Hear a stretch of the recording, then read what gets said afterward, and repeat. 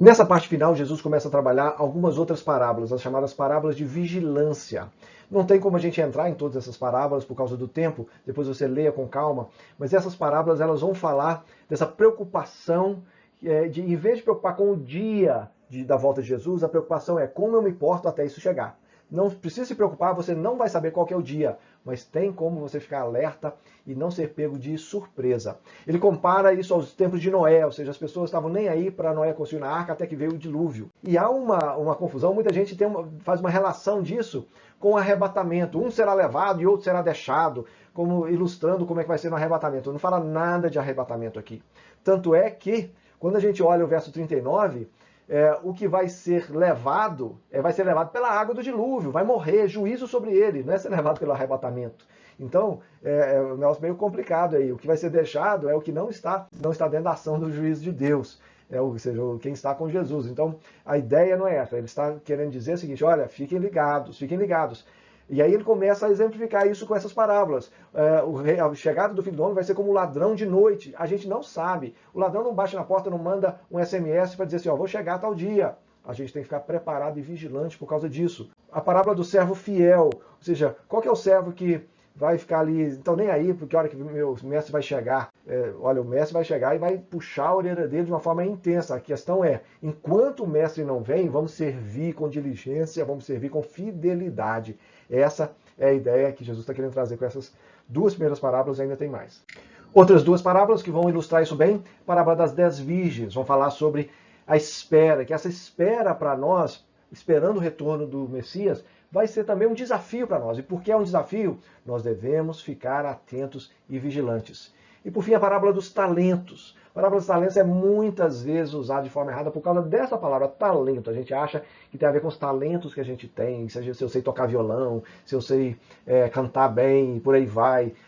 Olha, é claro que existe valor nesses talentos, nos dons que Deus nos deu. Mas a questão aqui, e o Jesus estava usando a questão financeira. Uma pessoa recebeu um talento, outra recebeu 2 talentos, outra recebeu 5 talentos.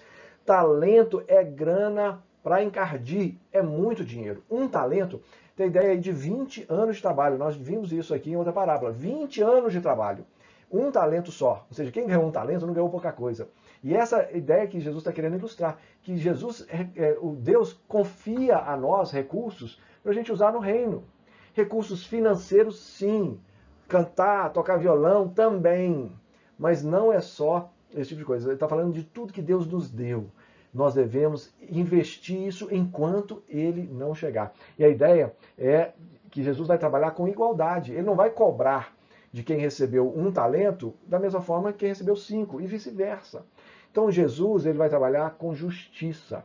Ele espera de cada um de nós que a gente frutifique com aquilo que ele nos deu. Ele não vai me cobrar da mesma forma que vai cobrar você ou qualquer outra pessoa e vice-versa. Graças a Deus por isso.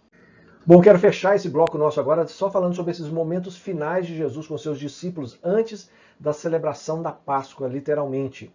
Está lá no início do capítulo 26, e ele anuncia no 26 a sua crucificação. Mais uma vez ele diz que, olha, nós vamos celebrar a Páscoa e o Filho do Homem vai ser entregue para ser crucificado. E essa ideia da celebração da Páscoa e da crucificação para os discípulos era uma coisa completamente desconectada. Para Jesus, completa conexão.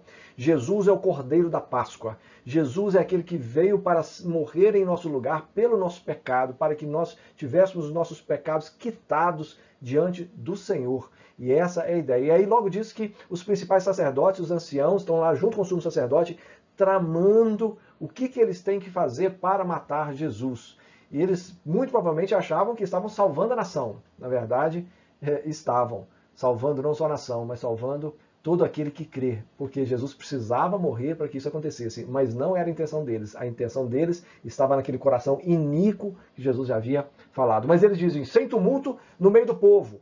O receio deles era, claro, sair mal lá em relação ao povo, mas era um receio maior de que os romanos achassem que isso seria assim um levante e opa, vamos lá resolver, e de alguma forma eles não conseguirem levar a cabo o plano deles. Enquanto isso, enquanto eles estão lá tramando, Jesus em Betânia, cidadezinha próxima ali, ele é ungido, tem os seus pés ungidos ali numa refeição.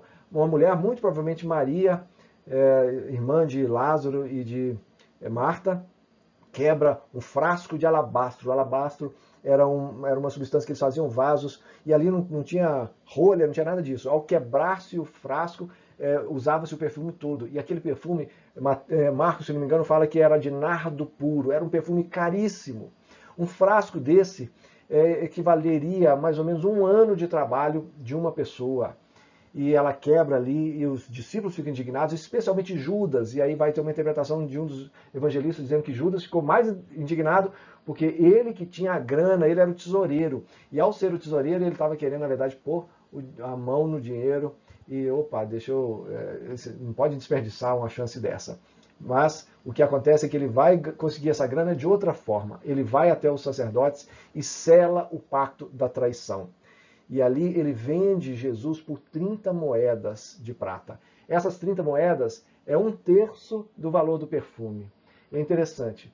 Para a mulher gastar 90 moedas, 100 moedas de prata aos pés de Jesus não foi demais.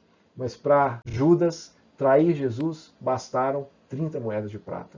Então vê o valor no coração das pessoas, no coração de Judas e no coração daquela mulher, qual era o valor de Jesus para cada um deles.